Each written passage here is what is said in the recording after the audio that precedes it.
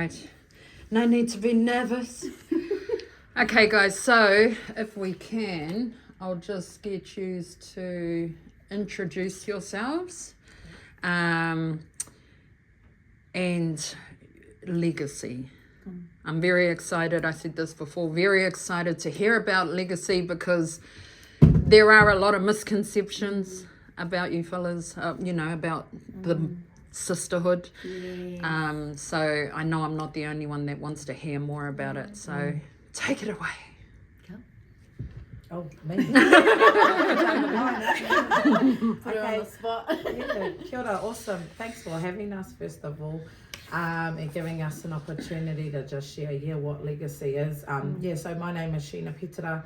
Been born and raised up here in the far north. My whānau from Whangape. My mother's a waru from there, so she's a solo mother from the age of 9. I'm the eldest of 5. And she is the very youngest daughter of about 26 siblings. I've been, like I said, born and raised up here, love where we're from. We're so blessed to have a place that provides everything in terms of, not just kai, but just the people here. We love the people. They're real. They're raw, they're who they are, what you see is what you get, and that's kind of how we've been raised too. So, that's a little bit about me. I've got a blended whānau, married a petera from Ngātaki, so he already had some tamariki when I met him. We've got a blended whānau of 9, with our youngest is 5. He's a whāngai baby. He's also whānau, so and then our eldest lives in Australia. He's 27 now, and he's got 3 babies. And then our second eldest has twins, so a girl and a boy. So we got mokos too. I'm very young. So that's a bit of, I guess, and been married for 14 years now. So my very first relationship was 15 years old. I had my first baby at 17. And so I've been through quite a bit in life for a very young person. And so loads of experience along the way. But that's a little bit about me. Me. Hand it over to you, sis. Oh, her story's way cooler than mine. But my name's Rosanna Partridge. I was born and raised up here. My mum went into labour at Kaimomo campgrounds. Waipat campgrounds. So probably why I love camping. But I come from a big blended family. I think all up there's around 15 of us. And so I'm kind of middle child. And I have 4 children of my own who, my first child I had when I was 15, I had him when I was 16, and I've kind of been a sole parent throughout, throughout his life. So, so him and 3 other children. So, wow. That's me. Me. Love it. Oh, you shouldn't even like going last. Kia ora, I'm Loretta Ware. I am from Ashburton, which is all the way down south. Grew up there. My whānau is actually from Gisborne, Tolaga Bay. Both my parents are from Tolaga. From my father's from Tukumari Bay, and my mother is from Rangitukia on the coast. So from both coasts. But the beautiful thing is I get to be up here in the north with my husband, who is your whānau, Emmanuel, and as Sheena said, from Whangape. I too had my son at a very young age, 16. I had my boy. And he just turned 13 the other week, and I'm like, whoa, I'm not even 30 yet. And I have a teenager, but like Sheena as well, I grew up in a single household. My mum had left my father because of DV, domestic violence. Something I love about my mum too is that I didn't actually get to witness a lot of DV growing up, being the youngest of my siblings. But I also know how strong she had to be to leave that, and growing up and hearing the stories of what she went through her DV and trying to heal through that, having 5 children. Which is a blessing. I'm very blessed to have my mum. What else? I'm married. I'm 9 years married to Emmanuel Waru. We live out whangape, so we live out whangape. We're blessed. We're blessed because our parents, my husband's parents, are still alive. So they've blessed us with a batch out there where we get to grow up with our kids, and they get to grow up with their grandparents. They've got horses and all sorts. So God. yeah, we're pretty blessed. But you know, like Sheena said, you know, being up north and in the far north, it is a blessing. You know, we're blessed with the beach and the lifestyle, but also we're blessed with the people. There's something special about up here, and me and my husband, we were in Hamilton for 9 years before we moved up here 2 years ago, to take over, you know, well, not take over, but we got given the opportunity by Sheena and Corey to oversee Man Up and Legacy. And it's been amazing because not only are we helping our community, we're helping whānau too. So yeah, that's a little bit about me. Wow, what a powerhouse you fellas. So how did Legacy come about in your fellas' lives? Okay.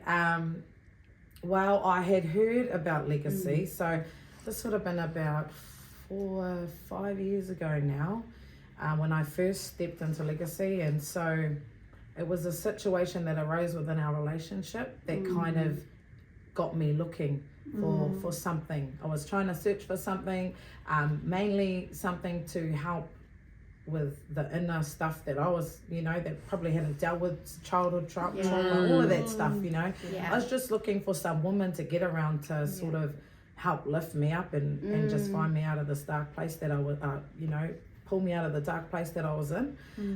So basically, yeah, my marriage was on the brink of ending. I was losing my family. And I had, so like I said, I'd heard about Legacy, and to be honest, I wasn't keen. I was like, why? Nah. I wasn't keen because it was attached to the church. And I've been raised in church. I didn't want a bar of it.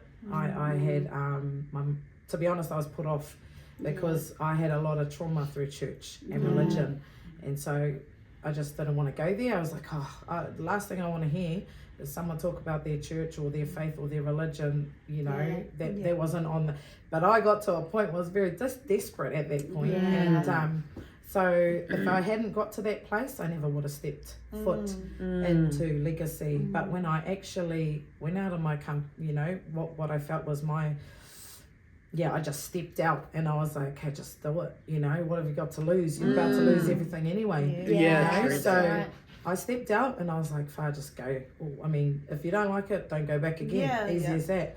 So I went in and it was just the total opposite to what I had perceived it to be. No one spoke about church. There were these older ladies and I was thinking, oh, far out, how am I going to, you know, relate to these ladies? You know, I was very, you know, I don't know, I wouldn't say very young, but I was younger than them. And so, you know, but man, my mind was changed. I was like, instantly felt like, whoa, these ladies have, you know, I judged them, to be honest. I was like, there's no way that I'm going to be able to relate to these ladies. You know, they probably haven't even seen half the stuff that I've been through.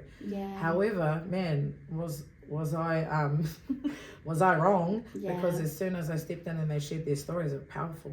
I was just like, whoa, I've got nothing on these ladies. These ladies are amazing. And you know, it's the power of their sharing that actually drew me in. And I kept going back and I stayed and I became a facilitator and I realized I've got a passion for helping other women who've been in, and I didn't realize that my story could help so many others. And so that's my journey of how I stepped in. Wow. What about yours, Loretta? So I had sort of, well, it's cool that Shane touched on the church because I was already in church before Legacy had started. And so, which was awesome, you know, I was already doing some healing work there. But when Legacy started, I remember it because I was like, I had that attitude like, well, I'm all good. Like, I've done some healing. And the thing is when you're like real when you're walking, like, let's be real, some cycles were still happening even though I was healing. Like, you know, me and my husband were still having big blow-ups. Big, like, and if, you know, real, like, vicious stuff, talking, like, swearing at each other, my baby in the back, that type of stuff was still going on, you know. And so when Legacy came, then I had this perception of, like, I'm all good. I sort of was like, well, I'm just going to go and have a look. And so I went and had a look, and I was so humbled, like, I was so humbled because the thing with the legacy is you talk on certain topics. And I think one of them was dysfunctions. It's one of our topics. And I didn't even really know what dysfunctions were, you know.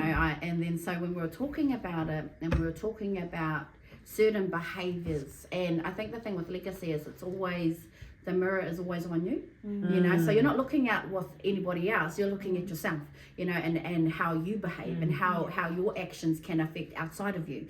And I realised that there were so many things that I had taken from my past into now being an adult that I was still functioning out of, that weren't healthy. And so for me, when I came to legacy, it actually was the first encounter I had where I was like, you got some stuff that people don't see, you know, because it's easy to see somebody from the outside and see, you know, loud dysfunction. I didn't grow up in that. I was quite, my mum wasn't a very loud person. She wasn't very violent. I've never had a hiding in my life. That was just her way of doing things. But I had an inward rage that would pop off silently, like it would build up, and then it would just all come out. And and it was at the extent of my baby being there, you know, and also at the extent of the emotional trauma of my husband, you know. And so I want to be on that side of the fence too, where not only have I gone through domestic violence from my husband, I've also caused it too because of my own inward stuff as well. And so through legacy, I've been able to take accountability for my own part, you know, of the things that I added to the table. So, wow. Yeah, that's how I came into legacy. Yeah. Fucking hell. Yeah. Me. Okay. So, well, I came in with the black eye. Shouldn't laugh because Yeah. it's not funny. But I did, you know, Yeah. and that just shows like I was at a point where nothing was working, you know, the pipe wasn't working anymore. I When knew was that. this? This was only a year ago, Yeah. which feels like 10 Yeah. for me. Sorry. But so I came in because I was just exhausted. Yeah. In what way? Give me a sec. Every way, you know, like, yeah, it's hard work being a sole mum, who grew up having things happen to you as a child, and then trying to protect your own children, having children as a child. You know, I was 15 and I had my baby, and you know, when I got pregnant, I was kind of like, yes, save me. I'm not raising your kids anymore, Mum. I'm going to raise my own, and I'm going to do it differently. And then life hits you, you know. I carried a lot of trauma from my childhood that I thought I was okay with and dealing with. But what I really was doing was getting really smart at locking it up and throwing it away, throwing it into the back of my mind. And so as life went on, you know, I found myself attracted to violent partners or men who were in gangs, the drug scene, you know. These were things that the path I went down. And when I got to that point where I walked into legacy, I had been on meth for around 10 years. I was recently just coming out of a relationship of 4 years. I had lost a partner before this relationship, coming up to 6 years ago. My partner passed away. And yeah, my latest relationship that I had just got out of, he actually was with a close friend of mine. And so it just kind of made me realize that I was repeating cycles in my life. You know, I was getting hurt continuously from the same man. Not only was I repeating those cycles, my babies were coming with me on those cycles. And I was just tired of living that same pattern, and I wanted change. And I knew that I'd heard about legacy in the town. I'd seen people who were on the drug scene with me who were now in legacy, and I thought, wow, if it's working for them, man, I need to go check it out. And so I just had decided 2 weeks before that I was going to stop smoking because I knew what it was. It was a weakness for me and it was a way out, so I didn't have to realize my reality. I turned to that because no way would I have stayed in that situation if I was of sober mind, you know? So the pipe just kind of helped me to stay where I was and be okay with it and still function. So the moment I realized I needed to get out of it, because, you know, I was starting to think it was okay what my ex had done to me. I was starting to believe his stuff again. Like, no, he loves me still. He was still in my head, and I was like, man, I need to stop this. I need to break this cycle, and I know it started with the pipe. So the minute I said to myself that that's done, I knew that I needed to get support of some kind, and it wasn't going to come from the same friends that did that with me. I knew what their capacity was, and it wasn't to get me out of the situation I was in, you know. So I reached out and actually I just turned up one day and the topic was identity, and we had to go around the room, and it was like I stood up actually because I had just been so empowered by this room full of women who were just different, you know, different values. The talk in the room was powerful. It was like such an honor to hear women speak and share stuff with me. Like, they didn't even know me, yet they just were telling me about their childhood trauma and things that were going on in life. It really buzzed me out because I was like, oh, it's not surface level. Whoa. And I felt not obliged, but I felt like I wanted to match their level. Like I wanted to be as open and raw with them as they were being with me. And so I just stood up and introduced myself, and I was like, man, I actually love that I came in on this topic because I don't even know who I am right now. And that was the truth. I did not know who Rosanna was. I knew that I was my kid's mother, but who I was as a person and what I valued at that stage, I had no clue. So yeah, that's my that was my introduction to it. And then what kept you coming back? It was like, honestly, a new addiction. Like the way that I felt in that room, it's like something you kind of can't put into words. It's not so much the people, it's the vibe in the air. You know, when you go places and you can sense a vibe, that's what it's like there. It's just like empowering. Everyone's there doing the same thing. They're there just to work on themselves. And when you get around them, it's contagious, you know, like you just want to level with them. You want to rise with them. When they celebrate, you want to celebrate with them. And it's just, that's what's kept me going. And a year into it, I now facilitate a legacy. Wow.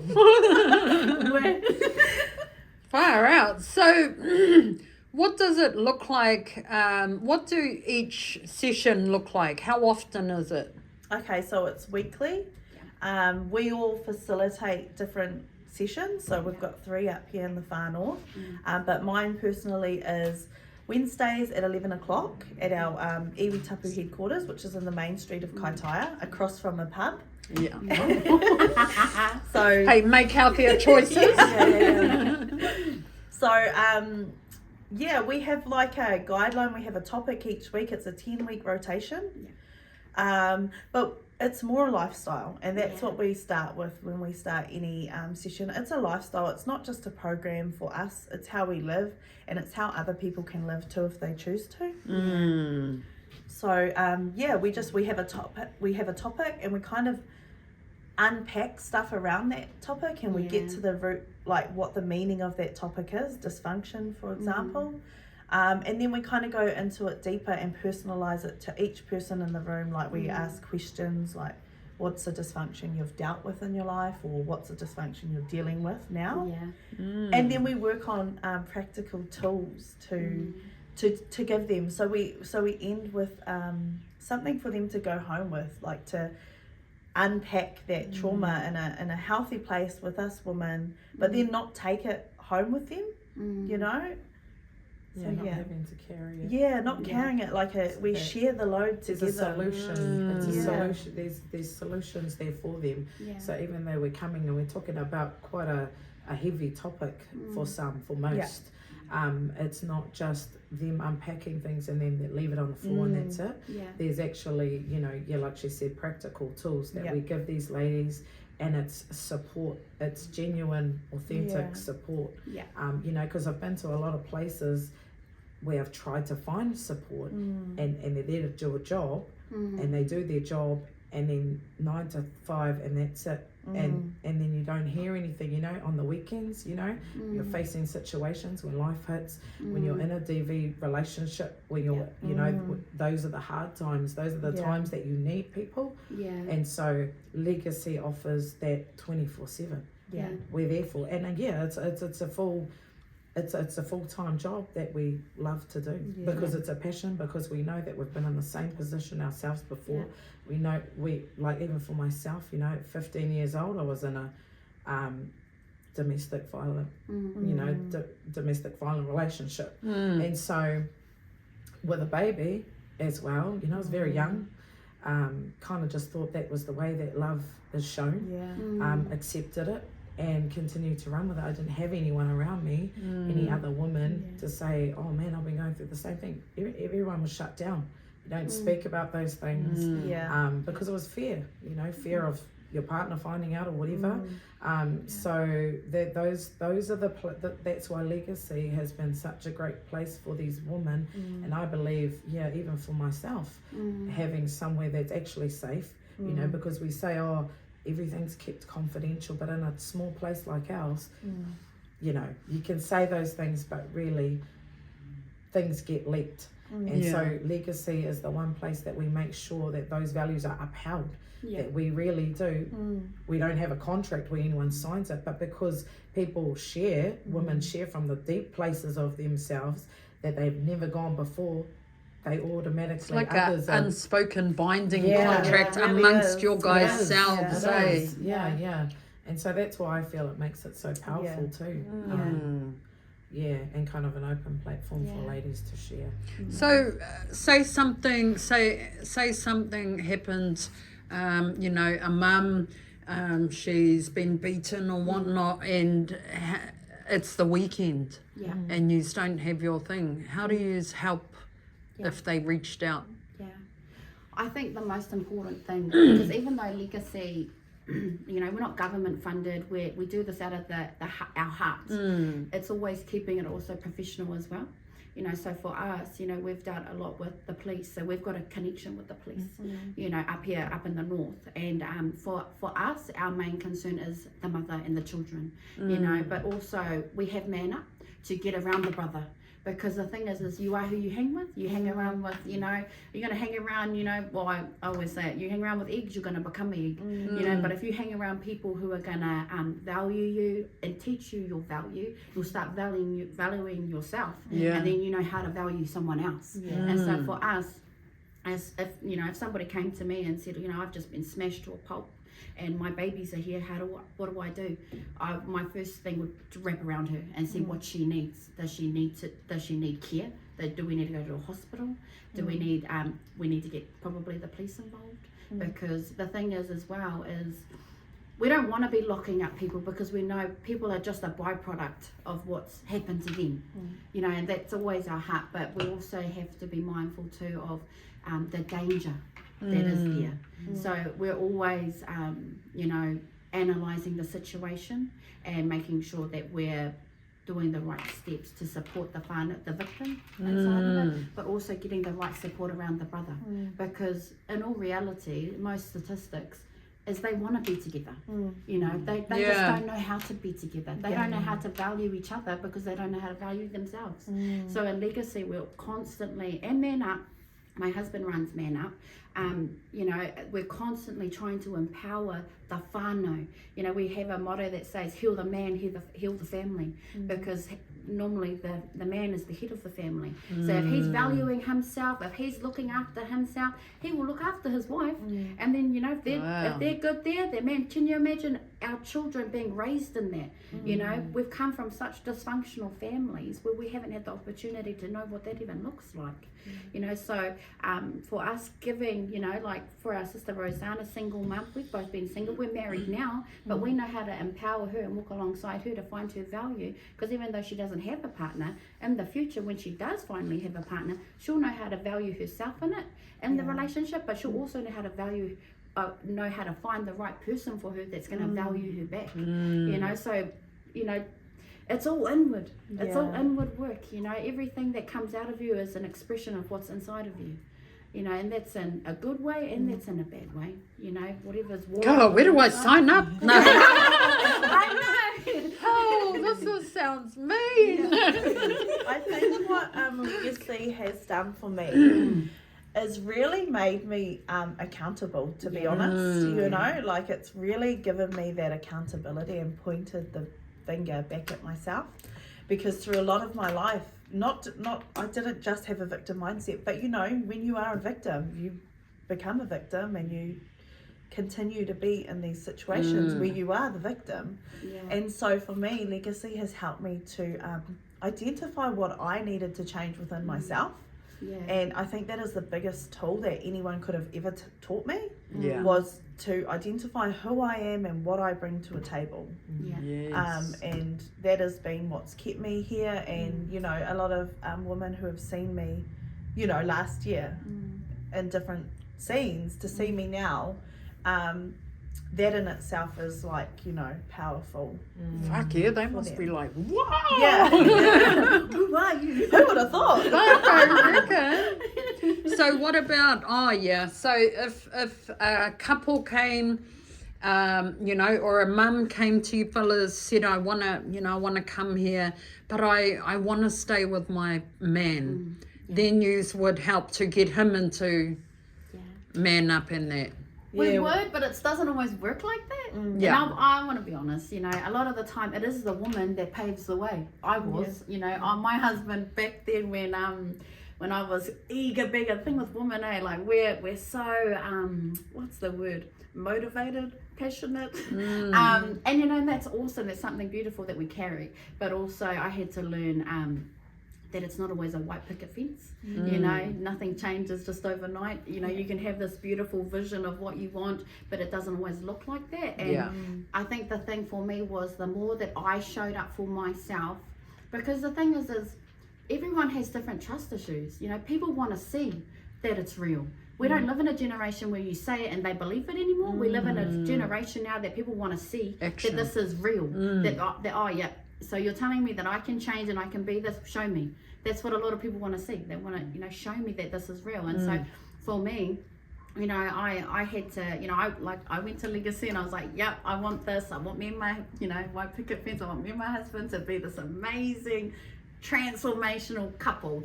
Well, the reality was that my husband was still backsliding. He was still, you know, behaving certain ways, and the good thing was that I still continued to show up, you know, because that's the thing, is you just got to show up for you first, you know, and when you start gaining momentum, you know, things don't change overnight, but sometimes we have to just do it for ourselves first, and then, you know, and you know what, most of the time our husbands or our partners are looking for that little bit of hope, because men have been let down too, on a whole nother level, you know, they've been they've had a whole different level of trust broken. Same with women, you know, but the biggest encouragement I can do for a woman is say, just do it.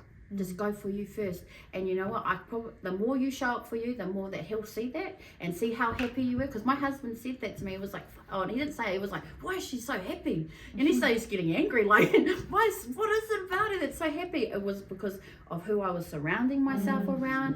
I just had, you know, I didn't have to carry all the load. You know, and even though at home I had to continue to walk out my tools of being healed. So, you know, when he still behaved the old way, he didn't see old Loretta. He saw new Loretta of, you know, healed Loretta. You know, I wasn't quick to jump down his throat. I would be able to actually hold up. Is it going to be kind? Is it going to be nice? Is it inspiring? Because I'll be real, you know, like sometimes I just want to be like, what did you say? You know, but he needed to see a tangible transformation, you know, and so for me it was, I got to see if I can do that for me first. You know, I can't expect him to do that for me. That's not fair. Expect him to change for me. Am I going to change for me? You know, so yeah, but we always encourage, you know, the beautiful thing about having awesome men in our man up here is they're so keen to get around the brothers. They're so keen. It doesn't matter what time it is. It doesn't matter how much you may have stuffed up. They're there. You Wow. know, they're They there, did. you know, and it's not just like Shane said, this is 24/7, you know, this, and we don't get paid for this. This is just from our heart. But the thing is we have such a passion for people, you know, and seeing whānau healed, that it's like, it makes it worth it, those 3 in the morning calls. Yeah. You know, you're waking up, I'm like, who's that? It's like, oh, it's one of the brothers. I'm like, oh, hallelujah, you know, because it's like, for me, you can just, you know, you don't realize the importance of being somebody's solution. Yeah. You know, being somebody's solution. It might be 3 in the morning and the brother may take his life. You know, or the Yeah, sister. that's right. You know, so for us, we, you know, even though we don't get paid for it, it's the most liberating role we have. Yeah. Because, you know, like our sister said, a year ago she was in the pit, but now she's in the palace, and it's like, you know, she's walking around like she's queen. And I love that, because she knows her value Yeah. now. You know, some people don't even know where to start. So the more you hang around people who are doing the same, valuing themselves, That's the right. more you become it. Yeah. And I love it, like, I guess the gold in that is that we always tell our ladies, like, it's not about, well, we always speak about it too. It's not about, people don't want to see, don't want to hear what you have to say. They want to see what you do. So it's the action that Yeah. they really rely on. It's not about, you know, you can get inside Legacy and you can talk about all these great things. Yeah. And, you know, yeah, I'll be there for you, you know, just call me anytime, reach out, you know, use those tools. But unless you actually action those things out, you know, that's where the real change can happen. Yeah. That's where Yeah. someone believes, oh, you've got my back. Yeah. You know, I'm willing to actually continue to reach out. I'm willing to actually make a real go of this, because, you know, a lot of people in our lives, and I'll be real, like, especially when you come from domestic violence, you don't trust people. Yeah. You know, that's you, especially women, other women. For me, it was. Yeah. I didn't trust any other woman.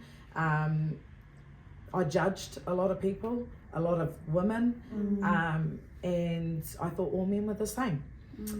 So, you know, I came with that mindset, and when I stepped into Legacy, man, I never experienced that actually there were women out there who were keen to have my back, like genuine about it. They were real. They showed up when I needed it, and I couldn't believe it. I was like, wow, these women are really showing up for me, you know. And I was at fault most of the time. I had to look in the mirror, and we always say, you know, this isn't about trying to come in here and fix what your man's doing. It's not about that. It's about coming here, okay, what? Because you can't control what they do. You can't control anything outside of you, but you can control how you respond, how you react in a situation, how you deal with a situation. Okay, what are the things that I can change then about me? You know, like she was saying, you know, what are the things that I'm bringing to the table that aren't helping? Yeah. It's not accepting the fact that it's okay for them to do what they, you know, do to you, to devalue That's you, right. to put their hands on you. That's not okay either. But it's about, okay, what are the identifying what it is about me that I can change that actually contribute to, you know, just trying to have a healthier relationship. And I mean, 3 things that we talk about in Legacy: identifying the things that they are, the dysfunctions, identifying the trauma or whatever, where that certain thing is coming from, the rooted thing within you, identifying, exposing, so talking about it, you know, that's a release in itself, that's healing in itself. Just being able to talk about something that you might have kept for years and years and you just, all of a sudden it comes out and it's like, whoa. You know, I've released things from my life and just sharing. I've been able to heal, and then understanding. Okay, so this is what it is. Now what? How do I evict it from my life? How is it that, and identifying, exposing, and then understanding that? How then? What are the tools to help me in the process of getting rid of the things that no longer serve me? So That's right. all of those things that we talk about are I guess, to help our women understand and identify things within themselves that they can work on. And it works because it's worked for myself, it's worked for these ladies here, and we've come from some Many rough more too. backgrounds, you know, especially with domestic violence. It's a hard thing, but when you spoke about what can you do if there's people wanting to stay together, so we've had whānau come in, might be a husband and a wife, might be a boyfriend and a girlfriend, they're in a domestic violent relationship, but they still want to be together. So, you know, first of all, it's about, okay, well, starting with working on yourselves individually. Yeah. So Man Up and Legacy, these are the things that we provide. So Man Up and Legacy, these are the tools to help you as individuals first, and then we also have a relationship 101, which me and my husband run, and we talk about our own life experiences, things that we've been able to or I guess the challenges that we've had in our own marriage and overcome. And then it's a 7-week free course. We don't charge anything for any of our services because we just want people to, you know, be the best that they can be. We want whānau to have the best, because we know that there's so much more than just the trauma or just the dysfunction in their lives. So we provide a 7-week course for couples, and it's not just couples, it's singles, it's you know, relationships with your colleagues, with your children, with your every relationship. So but those are the practical, tangible things that we have in place for our whānau as a whole, if they're wanting to be together. You know, okay, we understand there's some domestic violence happening, how can we support you individually and then also together as a whānau, especially when you've got children, you know, when you've got tamariki, it's always harder to leave a situation like that, and most likely then they're not willing to leave. They don't just want the domestic violence to stop. But they love their partner that much that you know, they want to stay. They just want things to be better. And that was how I was, you know. If I had the support like this back then, man, I feel like things would have been a whole lot different. But you know, I was young. I was 15 years old. I mean, gosh, I was still a child. And then right through to the age of 20 and domestic violence. So, you know, it wasn't until I had my son that I realized, flip, I got to do something about that. And it was the hardest thing that I did in my life, leaving that situation. It was the most fearful I've ever been, leaving that, but it was the most empowering, because once I was able to get out of that situation, and I didn't even have legacy back then, I did this on my own, you know. I mean, I had the support of my mother, sort of.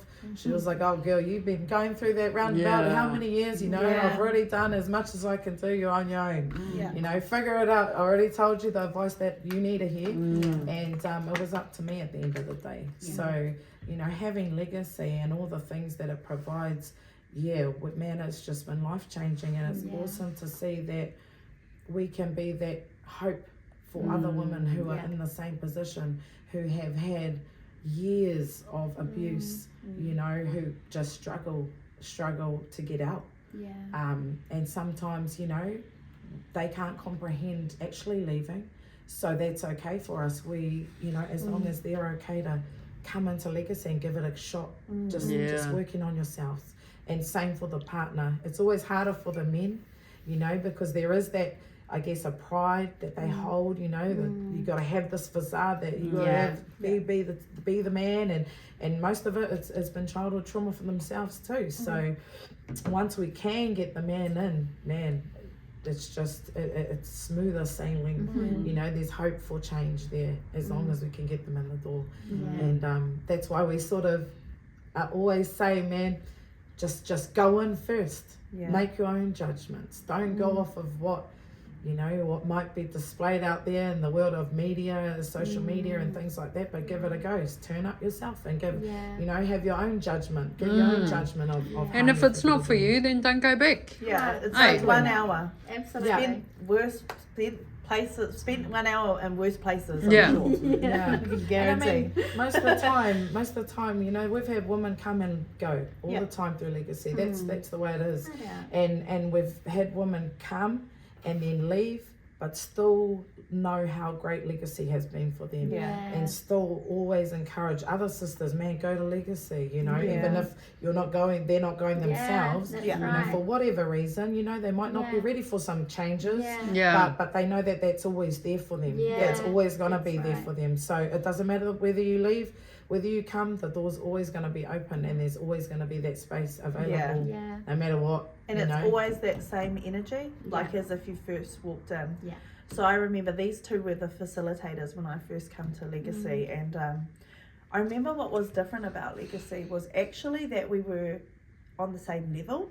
Like they didn't stand in front of me and they weren't just facilitating something. They were here sharing, you know, we sat around a massive table and they shared stuff going on in their life. And so it was, and from the get-go, it was sisters, you know. And I remember, I think it was like third week and I didn't turn up to Legacy, and it was so funny because the next morning 7 people turned up to my house, and I don't even know how they knew where I lived. I was kind of like a little bit like shell shocked, like, oh, what is going on? How did you get my address? So different. These are freaky. But it wasn't. We're never Forceful. Yeah. It was Always just they fun. all were like, hey, are you okay? Yeah. You know, do you need me to come over? Yeah. And I was kind of like, oh yeah, you can come over, Yeah. cool. Like, because you know, when people say they're there for you, or they're, you know, they want to help you, or if it's anything, any little thing, just call us. You know, you don't want to call anyone because you've just been used to, you know, especially when you've burnt bridges or you've called on people continuously, whānau mostly, and then you feel like a hoha, like, it's the same stuff. Oh, I already told her I was going to leave him last time, and he's back. Oh my gosh, I can't tell anyone. I'm just going to keep it to myself. Yeah. So, you know, the fact that they just noticed I had disappeared, and I was just thinking, oh, no one's gonna care. You know, it didn't even cross my mind. But so many people noticed that I wasn't in the room that night. It felt for me like, wow, that like I was known there, I was welcome there. It's my place. And I was just like, yeah, come to my house. I'm just sorting stuff out, cleaning my house, and I think I was having a garage sale. I don't know. I was all good though. I was all good, but the fact that they noticed me just made me even more want to connect with them, you know, and having them in my home was like another level of trust, like, and just how accepted I was for who I was. It was just amazing. Yeah. Wow. Fucking cool. I'm just like, oh my God, I had no fucking idea that Legacy was like that. Yeah. Because I just, you know, I just have had no idea that that's actually what Legacy is. And far out, that's awesome. Before we wrap things up, is there anything else that you fellas want to share for any whānau watching?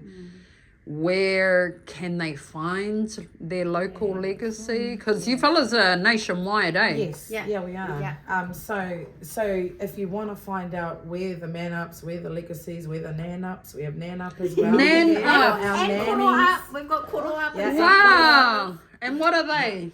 So basically, if you want to know where they are in your region. What is nan up? What is nan up Nan and- koro up? So nan up is basically, it's a legacy for our older generation. So our nannies, our papas, our, you know, those that generation who, man, they've been through a lot too. So you know, the fact that they have a support system and something in place for them to go, somewhere for them to go, you know, because they might, and I'll be real, some of them, you know, they look at us younger generation and they think, oh, how would you know? You know, how would you know what it's like? And they most likely don't want to, most often don't want to share with us. You know, they feel safer with their own generation, True or that. age bracket. So it's awesome that we have nan up and koro up. Yeah. We don't have a koro up in Kaitaia yet, in the far north yet, but we will soon. Yeah. Next year we're It's in the planning. making. Yeah, so some of our kaumata and our man up who've been sitting comfortably are going to be very uncomfortable next year when we call them out to facilitate.